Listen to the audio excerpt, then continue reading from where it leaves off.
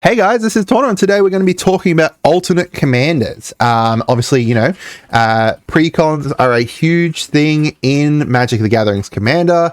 Precons come out, once every set, essentially, and with some in between, with like the Fallout commanders, for example. But every set we get new commanders. And one thing that I have noticed, and a few people have noticed, is that every commander deck recently, the alternate commander is just honestly more fun, has a better kind of, kit. However, it's not necessarily going to be the best commander for that deck, but it is a commander that you could easily take out of that deck, build another deck around that would be incredibly fun. Or, you could take the existing deck and change it around a little bit to make it,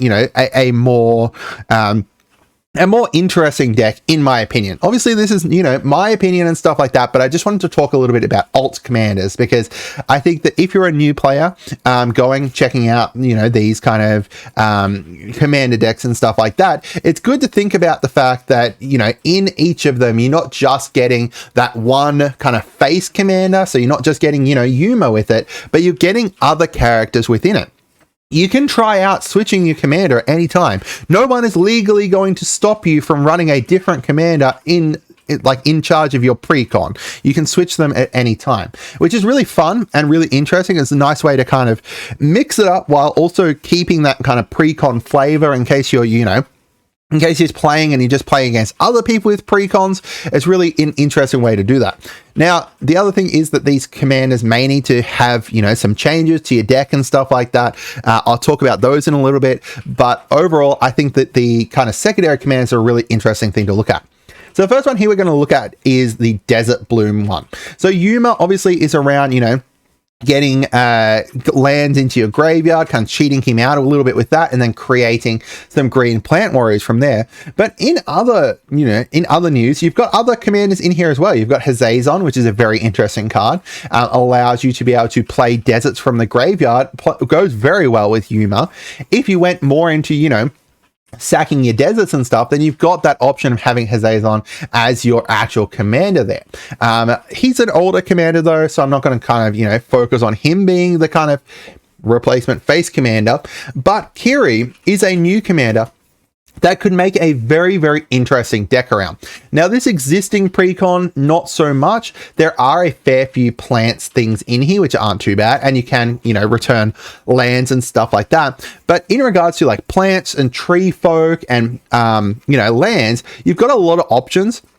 Kiri is just like, a banner, an anthem almost in the command zone, just kind of, helps buff them up as well as bring them back. The other interesting part is that it is at the beginning of your post-combat main phase, right?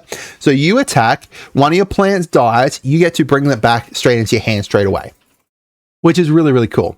Really, really interesting. I think that Kiri would be a very interesting commander. Now, I'm not going to say necessarily from this deck because, you've got to change some stuff around. There are plant things in here, but not kind of, a big kind of plant focus. So you've got to change things around.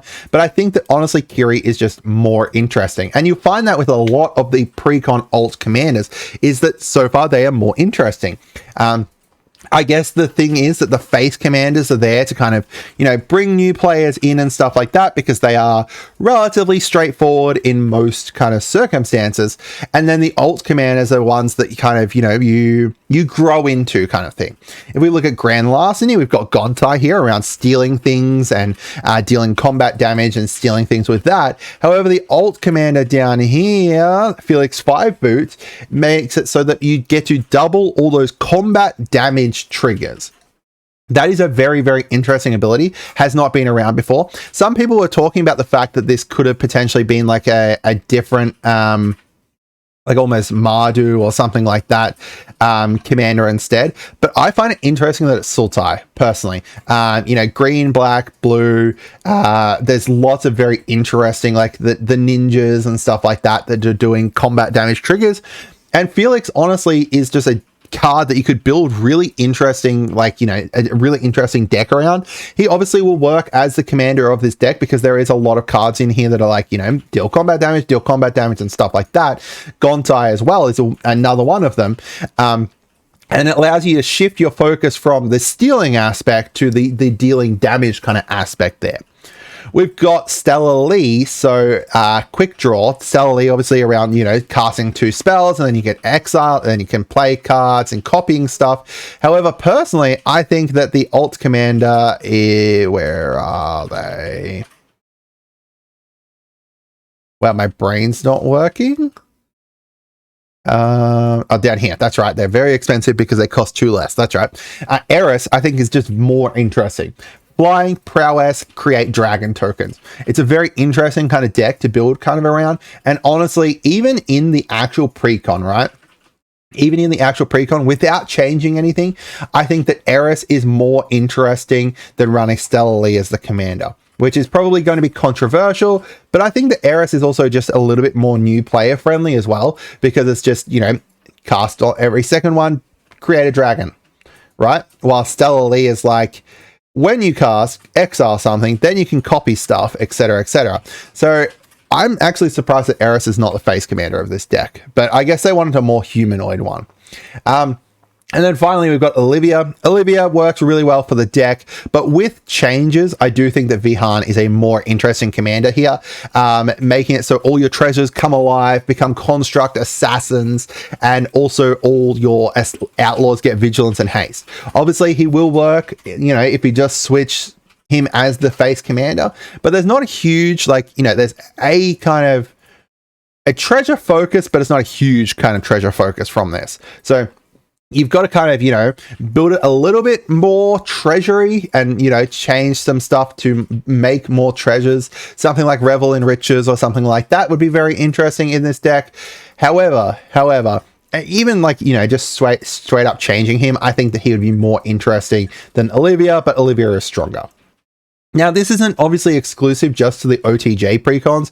If you have a look at the Science precons, I think that Liberty Prime is honestly a more interesting commander than Madison. Madison enables Liberty, but Liberty is just a very interesting commander to run. You've got down here Preston Garvey. There he is. Preston Garvey, I think, is honestly a better, more fun commander than Dogmeat. Only focused around enchantments though, so not quite as great with the basic precon. You've got to kind of switch some of your equipment stuff over to enchantments and stuff. But the fact that you get to, you know, enchant your settlements as well as bring back stuff, untap stuff is very interesting. Hail Caesar. We all know that Mr. House is just a better commander and a more fun commander. Not in this deck though. There is nothing else that is rolling dice in this deck besides the luck bobblehead. So you really got to kind of sack and, you know, get rid of most of the deck or just rebuild it completely with Mr. House in mind and just have a whole bunch of different treasure stuff. There are cards like Tybalt's Trickery that let's have a look at Tybalt's Trickery on MTG stocks. Look at this with Mr. House come out.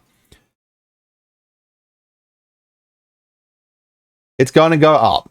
It's going to go up, right? It's going to go crazy. I am very interested to see as to how, you know, this goes. But, you know, there's some crazy kind of... oh, wait, no, Tybalt's Trickery is not the one I was thinking of. There's one. There's a counter or something like that that you roll a dice with. I am not my brain's not working enough for it. But either way, you know, Mr. House is just a more interesting and more fun commander there on the Hail Caesar precon. We've got the Wise Mothman. I think this is probably the one that both are more interesting. The Master Transcendent, though, is a very interesting card for, you know, getting those mutants back and stuff. A little bit more advanced than Wise Mothman is and doesn't work so much on the +1/+1 theme of the deck. However, if you built more into like mill and untap, then the Master is just a very cool card. And, you know, let's not just limit ourselves to the Fallout and the OTG ones. Even if you look at the Revenant, like the NKM ones, you've got Marvo built around Clash. Clash is just such an interesting such an interesting mechanic that I'd be very interested to see if anyone's kind of built a deck around it. If you build a Marvo deck, let me know. We've got down here with Morska, we've got Sophia, a dog commander. We've never had a dog commander before besides like Rin and Seri, but straight up dogs is really cool. And then we've got like Nelly Borka, the, where is it? Feather. Wow, my brain's not working. Feather, Radiant Arbiter, being able to copy all of those non-creature spells across a whole bunch of creatures. And then finally with Course, Duskana is just a very interesting commander around building, hate bears. Not so much as the commander of this deck, because I think that Course kind of enables it a bit more, but Duskana honestly is just a very interesting card for being able to buff up all of those creatures. Once you add in something like Annie joins up or something like that as well, so then she's not just giving +3/+3, she's giving +6/6. You're turning all of your 2/2s into 8/8s. Is just really, really cool.